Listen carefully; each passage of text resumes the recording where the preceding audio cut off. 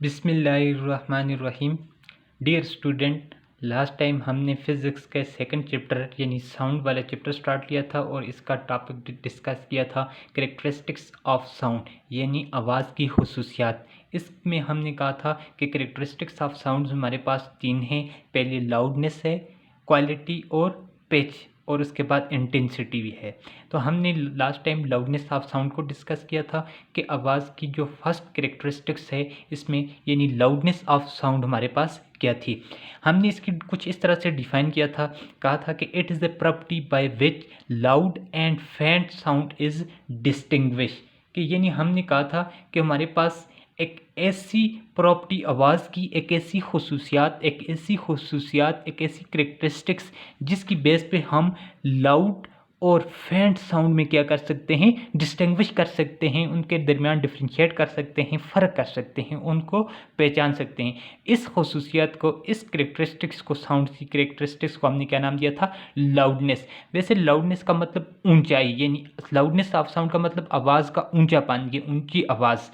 ये भी आवाज़ की एक ऐसी करेक्टरिस्टिक्स है जिसकी बेस पे हम एक लाउड आवाज़ और फेंट आवाज़ में क्या कर सकते हैं, फ़र्क कर सकते हैं। लाउड आवाज़ का मतलब, लाउड साउंड एंड फेंट साउंड का क्या मतलब हुआ। लाउड साउंड का मतलब बाहरी आवाज़ यानी ज़ोर वाली आवाज़, और फेंट साउंड का मतलब ये है कि हल्की आवाज़, मध्यम आवाज़, हल्की बारीक आवाज़ यानी फेंट साउंड। और लाउड साउंड में हम क्या कर सकते हैं, फ़र्क कर सकते हैं। तो अब फॉर एग्जांपल स्टूडेंट के आप जब दो दोस्त करीब बैठे होते हैं तो वो हल्की सी आवाज़ से बातें कर सकते हैं, लेकिन जब किसी एक शख्स को किसी बड़े मजमे से ख़िताब करना होता है तो वो ज़ोर से आवाज़ें देता है, ज़ोर से आवाज़ निकालने की क्या करते हैं, कोशिश करते हैं। तो इस तरह से जब वो दोस्त के करीब बैठा होता है तो उसकी आवाज़ जो होती है वो क्या होती है, फेंट साउंड होती है। जब वो किसी बड़े मजमे से बातें करते हैं तो कौन सी आवाज़ है, लाउड साउंड है। अब ये जो उसकी आवाज़ का लाउडनेस और फेंट साउंड है, इसके दरमियान ये जो आवाज़ का लाउडनेस है, ये आवाज़ की एक प्रॉपर्टी है, एक करेक्टरिस्टिक्स है जिसकी बेस पे हम आवाज़ की लाउडनेस और फेंट में डिस्टिंग्विश कर सकते हैं। अब फिर हमने कहा था कि ये जो आवाज़ की लाउडनेस है, ऊंचा होना है, ये किसी चीज़ पे डिपेंड्स करता है। तो हमने कहा था कि loudness depends upon the following factor, यानी आवाज़ का जो ऊंचा होना है और ये किस पे डिपेंड करता है, हमने कहा था तीन फैक्टर पे डिपेंड करता है।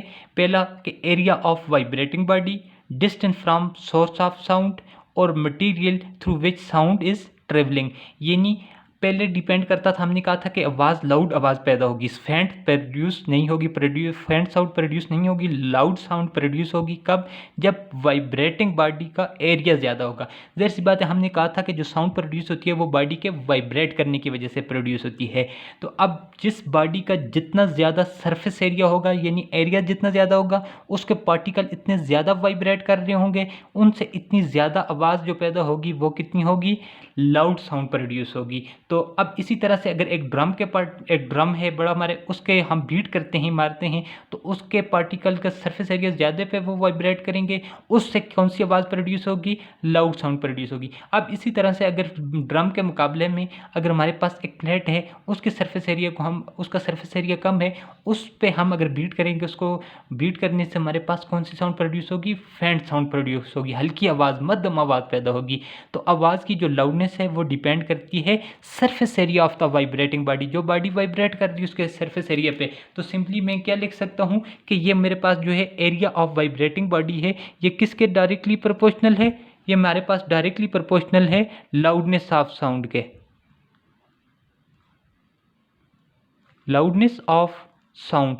यानी आवाज़ लाउड प्रोड्यूस होगी जब सरफेस एरिया क्या होगा, डायरेक्टली, यानी सरफेस एरिया ज़्यादा होगा। तो area of vibrating body is directly proportional to loudness of sound. और उसके बाद दूसरा हमने कहा था कि distance from source of sound पे डिपेंड करती है।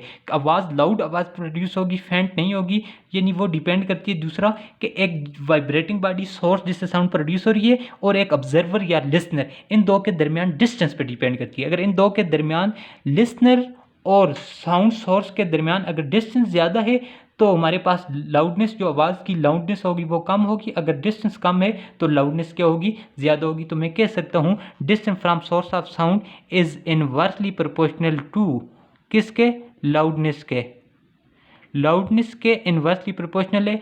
फॉर एग्जांपल हमारे पास अगर ये एक सोर्स है जिस आवाज़ प्रोड्यूस हो रही है और ये मेरे पास एक ऑब्जर्वर है जो उनको ऑब्जर्व कर रहे हैं, इन दो के दरमियान डिस्टेंस है। ज़ाहिर सी बात है कि अगर आप ऑब्जर्व करें कि आप अगर एक जगह पे सड़क के किनारे खड़े हैं, आपसे कुछ फासले से दूर एक अगर आपके पास गाड़ी आ रही है, वो यूं यूं आपके करीब आती जा रही है, उस सोर्स से जो आवाज़ें आपके कानों तक पहुंच रही हैं, तो आप आवाज़ को महसूस कर रहे हैं। यूं यूं घड़ी आपके करीब आती जा रही है तो आप महसूस करेंगे कि आपको आवाज़ जो सुनाई देगी वो लाउड साउंड होगी, फेंट नहीं होगी, क्योंकि आपके दरमियान और घड़ी के दरमियान जो सोर्स है उसके दरमियान डिस्टेंस कम होता जा रहा है। जब आपके करीब आएगी तो आपको बहुत ज़्यादा लाउड साउंड सुनाई देगी। फिर इसी तरह से जब आपसे दूर चली जाएगी घड़ी तो डिस्टेंस क्या होता जाएगा, कम होता जाएगा। डिस्टेंस कम होता जाएगा तो आपको फेंट साउंड एट एंड आपको फेंट साउंड डिपेंड सुनाई देगी। इसका सिंपली हम अगर बात करें स्टूडेंट तो मैं कह सकता हूं कि distance from source of sound is inversely proportional to loudness पे इनवर्सली प्रोपोर्शनल है। उसके बाद हमने कहा था आवाज़ का जो लाउडनेस है वो डिपेंड करती है material through which sound is travelling, कि वो मटेरियल की डिपेंड करती है। मटेरियल कैसा है, डेंसर है या यानी भारी मीडियम में मटेरियल है या डेंसर रेयर मीडियम है, यानी मटेरियल की बेस पे डिपेंड करती है कि मटेरियल कैसा है। फॉर एग्जांपल अगर साउंड ट्रेवल करके एक हाइड्रोजन गैस में से साउंड ट्रेवल करके आगे आपको सुनाई देती है तो आपको वो जो आवाज़ सुनाई देगी वो फेंट होगी, फेंट साउंड सुनाई देगी। अब इसी तरह से वही आवाज़ अगर किस में से पासिस करके जाए, वही आवाज़ अगर पासिस करे एयर में से तो आप कहेंगे आपको लाउड साउंड सुनाई देगी। लेकिन वजह क्या है कि हाइड्रोजन गैस जो है वो कम डेंसर रहे किसके मुकाबले में, एयर के मुकाबले में। एयर जो है वो डेंसर मीडियम है तो एयर से जो आवाज़ पासिस करके जाएगी, ट्रेवल करेगी, वो भी लाउड होगी, जबकि वही आवाज़ अगर हाइड्रोजन गैस से जाए तो वो फेंट हो जाएगी। वो मीडियम पे डिपेंड करती है, मटीरियल जिसमें से वेव पासिस करती है मीडियम, तो डेंसिटी पे क्या होती है, डायरेक्टली प्रोपोर्शनल है। तो मैं कह सकता हूँ कि material through which sound is travelling is directly proportional to density. यानी सिंपली अगर मैं बात करूं तो मैं कह सकता हूं कि लाउडनेस जो है वो किस पे डिपेंड करती है, डायरेक्टली प्रोपोर्शनल टू डेंसिटी पे। जिस मीडियम की डेंसिटी ज़्यादा होगी उससे लाउड आवाज़ प्रोड्यूस होगी, और जिस मीडियम की मटेरियल की हमारे पास डेंसिटी क्या होगी, कम होगी, उससे फेंट साउंड प्रोड्यूस होगी। तो लाउडनेस आवाज़ का ऊंचा होना है, ये भी एक ऐसी है, एक हमारे पास क्या है, आवाज़ की एक ऐसी करेक्टरिस्टिक्स है जिसकी बेस पे हम आवाज़ की लाउडनेस यानी और फेंट साउंड में डिस्टिंग्विश कर सकते हैं। अब हम आज का हमारा जो टॉपिक है नज़ीद हम स्टार्ट करते हैं पिच से। ये तो हमने डिटेल में डिस्कस किया था। पिच पे आते हैं कि दूसरी हमारे पास करेक्टरिस्टिक्स ऑफ साउंड जो है वो पिच है। तो हम देखते हैं पिच क्या है। तो स्टूडेंट नेक्स्ट हमारे पास जो करेक्टरिस्टिक्स ऑफ साउंड्स हैं यानी उनमें हमारे पास आ जाती है पिच आ जाती है। यानी आवाज़ की पिच भी एक ऐसी खसूसियत है, एक ऐसी करेक्टरिस्टिक्स है जिसकी बेस पे हम दो साउंड्स में डिस्टिंग्विश कर सकते हैं। लेकिन वो साउंड कैसी हो सकती हैं देखते हैं। डिफिनीशन में कहते हैं the characteristics of sound by which we can distinguish between two sounds grave and shrill sound of same loudness is called pitch.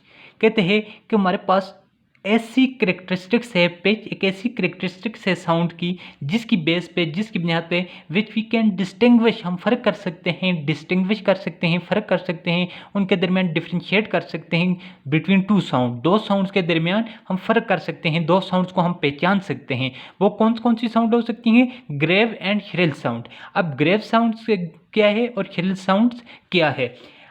कहते हैं कि जब हम ग्रेव साउंड्स और श्रिल साउंड्स के दरमियान फ़र्क कर सकते हैं जब ये दोनों कैसी हों, सेम लाउडनेस से प्रोड्यूस हो रही हों। तो ग्रेव साउंड्स और श्रिल साउंड्स में हम क्या कर सकते हैं, फ़र्क कर सकते हैं। तो ग्रेव स्टूडेंट, ग्रेव का वैसे लफ्ज़ी मीनिंग आपके पास डिक्शनरी में कब्र है, लेकिन यहाँ पे ग्रेव साउंड्स का मतलब हो जाएगा बाहरी आवाज़। यानी बाहरी आवाज़, या आप कह सकते हैं बाहरी आवाज़ के बाद आप इसको कह सकते हैं ज़ोरदार आवाज़ भी कह सकते हैं, जैसे ये भारी आवाज़ या ज़ोरदार आवाज़ कह सकते हैं। इसी तरह से दूसरी आपके पास कौन सी आवाज़ है, श्रिल साउंड। श्रिल का मतलब हल्की आवाज़, हल्की आवाज़, या आप इसको बारीक आवाज़ भी कह सकते हैं।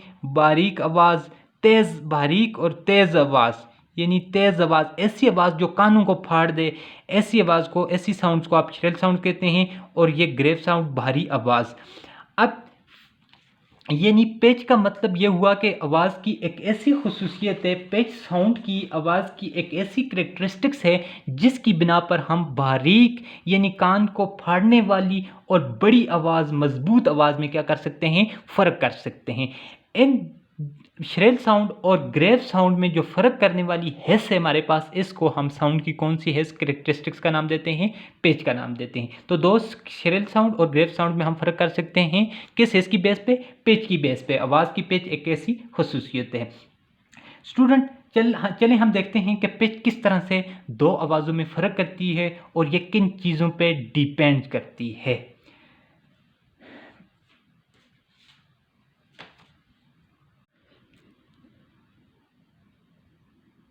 चलें स्टूडेंट देखते हैं कि हमारे पास पिच को मज़ीद समझते हैं एक सिंपल एक्सपेरिमेंट से। फॉर एग्ज़ाम्पल ये एक ऑब्ज़र्वर खड़ा है, कोई शख्स खड़ा है, ये एक बॉय है और एक गर्ल्स खड़ी हैं। ये इनके दरमियान कुछ डिस्टेंस पे ये ऑब्ज़र्वर खड़ा है, इनको ऑब्ज़र्व कर रहा है। फॉर एग्ज़ाम्पल ये आप खड़े हैं और आपके आँखों पे पट्टी बांध दी जाए। बिल्कुल इस वक्त आपके आँखों पे पट्टी बांध गई है और ये जो बॉय है और ये गर्ल है, ये दोनों मुख्तलिफ आवाज़ें निकालेंगे। फॉर एग्ज़ाम्पल पहले ये जो बॉय आवाज़ देगा आपको और फिर बाद में गर्ल्स आपको आवाज़ देगी। तो आप पहचान लेंगे कि ये मेरे पास फॉर एग्ज़ाम्पल ये गर्ल है और ये बॉय है। गर्ल और बॉय की आप क्या करेंगे, आवाज़ में डिस्टिंग्विश कर सकते हैं बगैर देखें।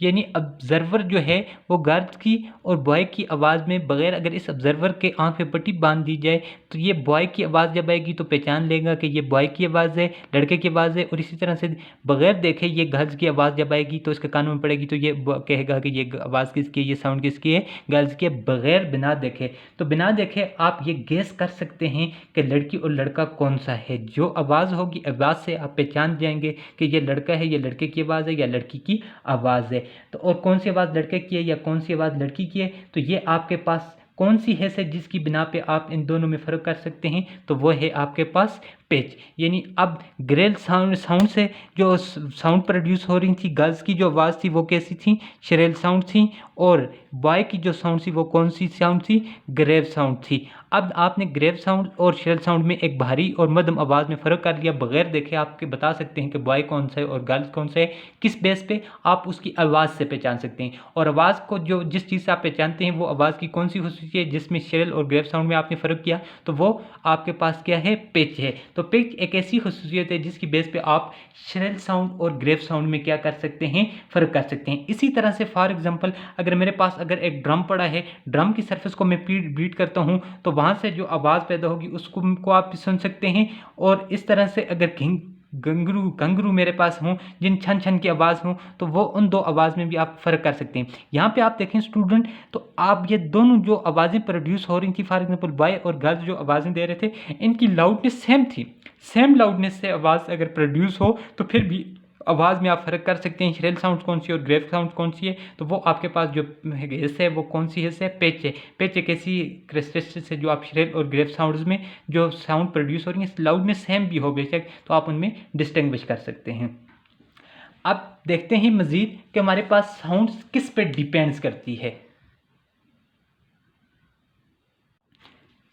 तो स्टूडेंट हमने कहा कि पिच हमारे पास ऐसी करेक्टरिस्टिक्स है जिसमें श्रेल और ग्रेव साउंड में हम डिस्टिंग्विश कर सकते हैं। अब यह क्वेश्चन पैदा होता है कि पिच किस पे डिपेंड करती है, यानी श्रेल साउंड और ग्रेव साउंड में हम पिच की बेस पे कैसे डिस्टिंग्विश कर सकते हैं। तो पिच जो है वो डिपेंडेंस करती है, पिच की depend on pitch of sound depends upon frequency of vibrating body. यानी पिच जो आवाज़ की साउंड की जो पिच है वो डिपेंड करती है वाइब्रेटिंग बॉडी की फ्रीक्वेंसी पे। यानी फ्रीक्वेंसी का मतलब कि एक सेकंड में वहाँ से कितनी साउंड प्रोड्यूस हो रही हैं, ये उस वाइब्रेटिंग बॉडी की फ्रीक्वेंसी कहलाती है। जैसे फ्रीक्वेंसी को हम बोलते हैं नंबर, यानी तादाद, किसी चीज़ की एक सेकंड में जो प्रोड्यूस होने की जो तादाद है वो उसकी फ्रीक्वेंसी कहलाती है। तो पिच जो है वो हमारे पास डिपेंड्स करती है वाइब्रेटिंग बॉडी की फ्रीक्वेंसी पे प्रोड्यूस करती है कि एक सेकंड में वाइब्रेटिंग बॉडी से कितनी साउंड्स प्रोड्यूस हो रही हैं, ये इसकी कहलाती है क्या, पिच। अब जिस बॉडीज़ की एक सेकंड में उससे प्रोड्यूस होने वाली जो साउंड्स हैं उनकी तादाद ज़्यादा है तो हम कहेंगे कि उस साउंड्स की पिच ज़्यादा है। अब इसी तरह से जिस बॉडी से साउंड प्रोड्यूस हो रही है वाइब्रेटिंग बॉडी से, उसकी एक सेकंड में पिच की फ्रीक्वेंसी की तादाद कम है, कम साउंड प्रोड्यूस हो रही हैं, हम कहेंगे कि उसकी क्या है, पिच क्या है, कम है। यानी पिच जो है वो डायरेक्टली प्रोपोर्शनल टू फ्रीक्वेंसी, तब जो पिच है साउंड्स की वो फ्रीक्वेंसी के डायरेक्टली प्रोपोर्शनल है। जितनी ज़्यादा फ्रीक्वेंसी होगी उतनी ही ज़्यादा पिच होगी। फिर हमने कहा कि ग्रेव साउंड जो हैं, for example dogs, donkeys, beating of drums, man, ये तमाम साउंड्स हमारे पास ग्रेव साउंड्स हैं। देखें कुत्तों की, गद्दों की और इसी तरह से जो साउंड्स प्रोड्यूस होती हैं वो भारी आवाज़ होती है, उनको ग्रेव साउंड्स कहते हैं। हम ड्रम को बीट कर रहे हैं, वहाँ से साउंड जो प्रोड्यूस हो रही हैं ग्रेव साउंड्स है, भारी आवाज़ें। इस तरह मर्दों की, जो मैन की मर्दों की आवाज़ें वो ग्रेव साउंड्स होती हैं। अब यहाँ पे हम कह सकते हैं कि उनकी फ्रीक्वेंसी ज़्यादा है। यानी फॉर एग्जांपल अगर मर्द है तो उसके, हमारे पास उसके वोकल कॉर्ड से जो फ्रीक्वेंसी साउंड प्रोड्यूस हो रही है, वो एक सेकंड में ज़्यादा साउंड प्रोड्यूस हो रही है, फ्रीक्वेंसी ज़्यादा है। फ्रीक्वेंसी ज़्यादा होने से हम कहते हैं कि उनकी हमारे पास क्या है, पिच ज़्यादा है। तो अब इसी तरह से हम कहेंगे कि यानी सॉरी फ्रीक्वेंसी लो है, इन मैन की फ्रीक्वेंसी लो है, वहाँ पे एक शख्स, एक अगर मैन के वोकल कार्ड में जो साउंड प्रोड्यूस हो रही है वो एक सेकंड में कम है, उसकी फ्रीक्वेंसी लो है, फ्रीक्वेंसी लो है तो पिच लो है। यानी dogs, donkey, beating of drums और मैन, इनकी फ्रीक्वेंसी, साउंड की फ्रीक्वेंसी लो, साउंड की फ्रीक्वेंसी लो होने से इनकी पिच लो हो जाएगी। इसी तरह से श्रिल साउंड्स हुए हैं, जैसे रेड, कैट, स्मॉल बर्ड्स और वुमेन, ये औरतों की आवाज़ें, छोटे परिंदों की आवाज़ें, बिल्लियों की आवाज़ें, ये हमारे पास क्या है, बारीक और तेज़ आवाज़ें होती हैं। इनकी फ्रीक्वेंसी ज़्यादा है, फ्रीक्वेंसी ज़्यादा होने से इनकी हमारे पास क्या ज़्यादा होगी, पिच ज़्यादा है। तो पिच ज़्यादा होने से इन श्रिल साउंड्स की पिच ज़्यादा होती है, फ्रीक्वेंसी ज़्यादा होती है, फ्रीक्वेंसी ज़्यादा होने से उनकी पिच ज़्यादा है। और हम कहते हैं इस तरह से ग्रेव साउंड्स हैं, उनकी फ्रीक्वेंसी लो है, फ्रीक्वेंसी लो होने से उनकी पिच लो हो सकती है, जिसकी वजह से हम ग्रेव साउंड्स और श्रिल साउंड्स में हम क्या कर सकते हैं, डिस्टिंग्विश कर सकते हैं। तो अब हम देखते हैं कि इनकी फ्रीक्वेंसी लो और हाई होने का क्या मतलब है। तो स्टूडेंट, मैं श्रिल साउंड और ग्रेव साउंड की फ्रीक्वेंसी का कंसेप्ट को समझने के लिए दो ग्राफ ड्रा करते हैं। फॉर एग्जांपल ये मेरे पास साउंड्स एक प्रोड्यूस हुई, उसका मैंने ग्राफ ड्रा किया है। फॉर एग्जांपल ये साउंड वेव्स है, तो यहाँ पे साउंड्स की एक वेव्स यहाँ से लेकर यहाँ तक और ये इसके बाद यहाँ तक आ जाती है। अब यहाँ पे अगर मैं बात करूँ तो मेरे पास इसकी फ्रीक्वेंसी का मतलब ये है कि हमारे पास एक एक साउंड वेव्स प्रोड्यूस हो रही है। देखिए मुकम्मल एक हमारे पास साउंड से एक वेव्स आ रही है, इसकी फ्रीक्वेंसी कितनी है, एक है। यहाँ से एक क्रस्ट और एक ट्रफ बन रहे हैं ना, एक कंजक्टिव क्रस्ट और एक कंजक्टिव ट्रफ एक वेव्स बनाते हैं। तो यहाँ पे एक तादाद क्या है, फ्री वेव्स की 1 है, कंप्लीट, ये आ गई, दूसरी वेव्स कंप्लीट नहीं हुई, तो यहाँ पे मेरे पास जो फ्रीक्वेंसी है वो कितनी है, 1 है। अब इस केस में देखें तो ये मेरे पास एक, यहाँ से लेकर यहाँ तक एक वेव्स, दूसरी यहाँ से लेकर यहाँ तक 2 वेव्स, यहाँ पे फ्रीक्वेंसी कितनी आ जाएगी, 2 आ जाएगी, यहाँ पे फ्रीक्वेंसी 1 आ जाएगी। और हमने कहा था कि हमारे पास जो पिच होती है, यानी हमने कहा था कि ये जो पिच जो है वो सेम लाउडनेस डिपेंड्स करती है एम्पलीट्यूड पे। यानी मेन पोजीशन से जितना ज़्यादा इनका डिस्टेंस होगा इतनी ही उसकी लाउडनेस ज़्यादा होगी। अब इन दोनों के केसेस में आप देखें कि जो हमारे पास लाउडनेस सेम है, मेन पोजीशन से इन वेव्स का जो है डिस्टेंस सेम है, यानी मेन पोजीशन से एम्पलीट्यूड सेम है, तो लाउडनेस इनकी मीन के क्या है, सेम है। लाउडनेस डिपेंड करती है एम्पलीट्यूड पे, मेन पोजीशन से मैक्सिमम जो डिस्प्लेसमेंट होता है वेव्स का वो एम्पलीट्यूड कहलाता है। तो दोनों केसेस में एम्पलीट्यूड सेम है, मतलब कि इन दोनों वेव्स की हमारे पास क्या है, दोनों वेव्स की हमारे पास लाउडनेस सेम होने से उनका एम्पलीट्यूड सेम होने से लाउडनेस सेम है, लेकिन इसकी फ्रीक्वेंसी डिफरेंस है और इसकी फ्रीक्वेंसी डिफरेंस है। अब फ्रीक्वेंसी दो के डिफरेंस होने से अब हम कह सकते हैं कि इसकी फ्रीक्वेंसी क्या है, कम है।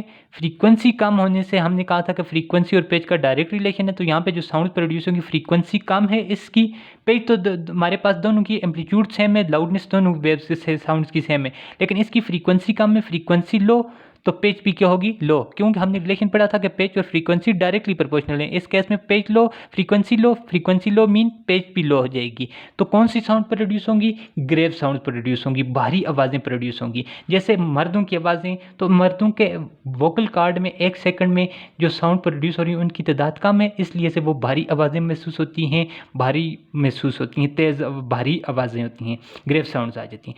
इस केस में देखें तो यहाँ पे तो एम्पलीट्यूड तो सेम है, इस जैसा ही है, लेकिन यहाँ पे एक सेकंड में कितनी वेव्स प्रोड्यूस हो रही हैं, यहाँ से लेकर यहाँ तक एक यहाँ से लेकर यहाँ तक दूसरी 2 वेव्स हैं। तो इसके मुकाबले में फ्रीक्वेंसी ज़्यादा है, फ्रीक्वेंसी ज़्यादा होने से क्या ज़्यादा होगी, पिच ज़्यादा होगी, पिच ज़्यादा है, फ्रीक्वेंसी ज़्यादा है, तो साउंड्स जो प्रोड्यूस होंगी वो कौन सी होंगी, श्रिल साउंड्स होंगी, तेज़ बारीक आवाज़ प्रोड्यूस होंगी, तेज़ ऐसी आवाज़ें जो कानों को फाड़ने वाली। तो अब वुमेन जो हैं या ये स्मॉल बर्ड्स या रेड्स या ये तमाम जो हैं इनकी साउंड जैसी हैं श्रिल साउंड्स हैं।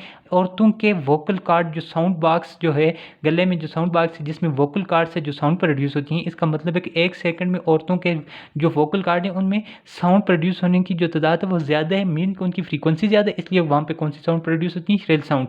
अब ग्रेव साउंड और श्रिल साउंड में जो है हमारे पास जो करेक्टरिस्टिक्स डिस्टिंग्विश कर सकती है वो हमारे पास कौन सी है, पिच।